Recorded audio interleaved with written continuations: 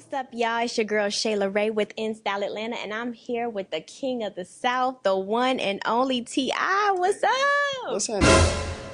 What have you not accomplished in your career? Because I feel like you've done a little bit of everything, from politics, from entertainment, from acting, from reality TV. Is there anything that you haven't accomplished yet that you want to? My dream is to build the first skyscraper on Bankhead. Oh, wow.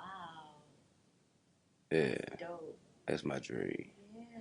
I have a multifamily mixed use community, about 200 some units. Is what I'm saying, breaking ground later on this year, probably at the end of the year, either December or January, or something like that.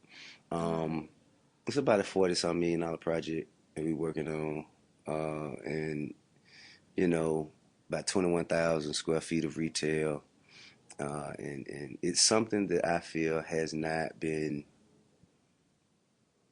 It's an experience that hasn't been offered to this community, especially from the perspective of affordable housing. Because 90% of people who work in Atlanta can't afford to stay in Atlanta. It's getting expensive here. Yeah. So I want to make sure that with all this gentrification going on and all this value that's being raised in the communities, that the natives of the community and the people who made the communities what they are, still have an opportunity to stay. I mean, we have endured the worst, most stringent, rigorous conditions, from crime to crime to more crime. Yeah. And now that it's being it's been assuming certain levels of prosperity, I feel like the natives deserve to reap the benefits of that prosperity. That's real. But you always been the people's champ. You always been here for the people. I'm just doing my part, man. If everybody do their part, we can get a lot further, a lot faster. Absolutely. Well, I got to ask about the music. I mean, because we always going to ask about the King of the South and the music. So what's going on? Anything new popping off soon?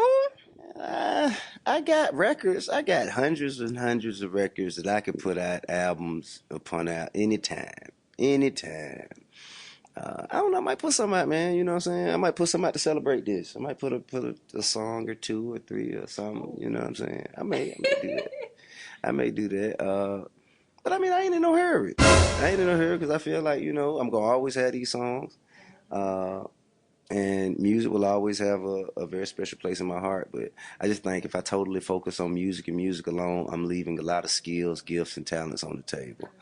So, I'm just trying to focus on rather than fight to compete for a position in an industry everybody's occupying. Yeah. I'd rather focus on the things that I can do that nobody else can. Yeah. You know what I'm saying? Which is a lot. So, that's what I just been paying attention to, focusing on things like other areas of business that, that I could find that are lucrative. Only a narrow path for a chosen few, if not only me. You know what I'm saying? Like, for instance, the museum, the Trap Music Museum. Oh, dope. It ain't really many people who, can curate, own, operate, and finance a museum on their own, and, and do it for the culture, telling our story before anybody else can tell it for us. Like, that makes me feel better than dropping an album. Although the album is dope. Yeah. But everybody dropped the album this year. One person opened up a museum, and that was me. So I loved your museum. And the podcast. You know what I'm saying? I think that, that is it serves a different part of my creative spirit. Speaking of the podcast, I know there was an incident recently where Kanye came to Jamal Bryant's church, and they did a pretty big offering prior to you guys coming in. You guys came in, I think you were with 2 Chainz, and there was some other celebrities. I mean, and your wife, who's also a millionaire, and Killer Mike, and he then proceeded to. Lil Yachty was there, okay, and then he proceeded to do another Yeah, if I'm not mistaken. Jermaine. Yeah. Okay. And so then Jamal proceeded to do another offering, like. It wasn't Jamal. Jamal didn't do it. He introduced another preacher. Okay. It was another preacher who had came from, I think, Houston, Texas, and I think he was the tithe whisperer. You know what I'm saying? It's like, if you need your congregation to dedicate as much as they can, call me and I'll show you how to get that money. You know what I'm saying? I think that, yeah, I think he saw cha-ching in his eyes. Is that what you think? Man, I saw bullshit in my eye. You know what I'm saying? And I ain't really got no, you know, and I try as much as I can to separate Jamal from that. Yeah. I try as much as I can. It's hard because it happened in his church, but I try as much as I can to separate him because he wasn't the one that actually came with the bullshit. You know. However, he did introduce the one that came with the bullshit, and it's hard for me to believe that he didn't know what was gonna happen.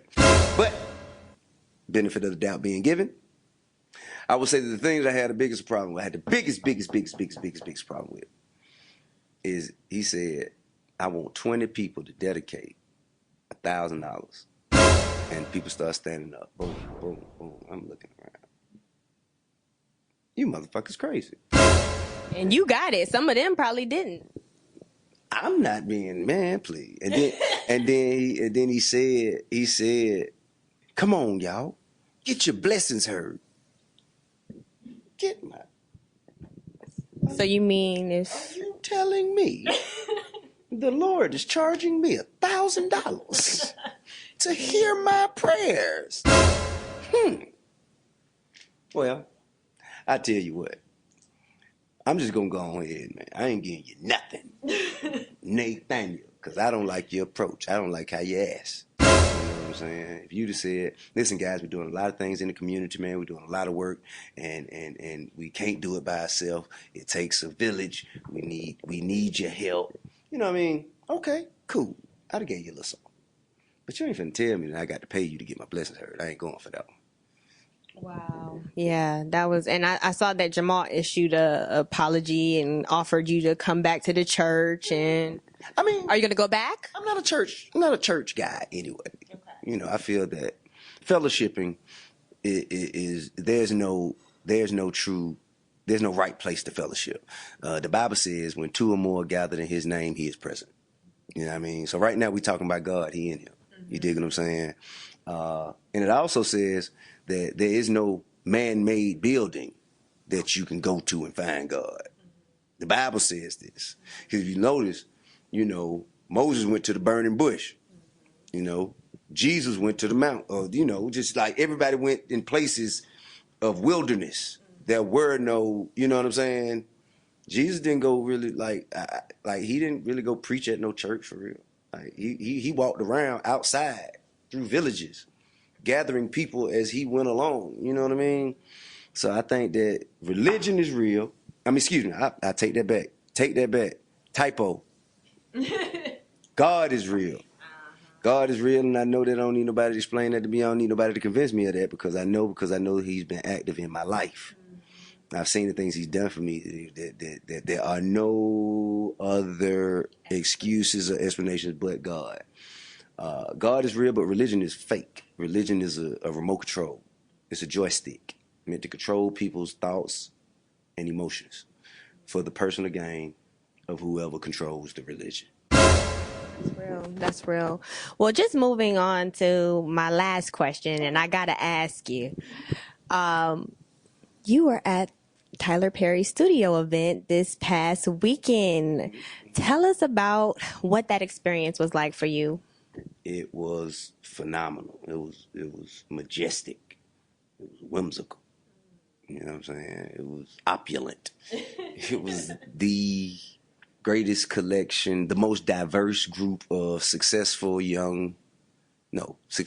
black men and women, old and young, in all areas of music, business, entertainment, film, television, politics, sports, and everything.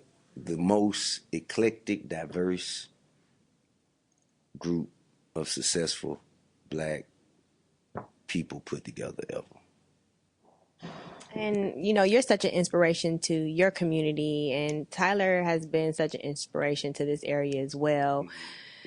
And I found myself, even with watching Rhythm and Flow, being inspired. It wasn't even just about rap. It was just, I want to go get what I want, and You will, you know what I'm saying? That energy that you produce, man, you put that out in the universe and it has no choice but to bring you exactly what you're looking for.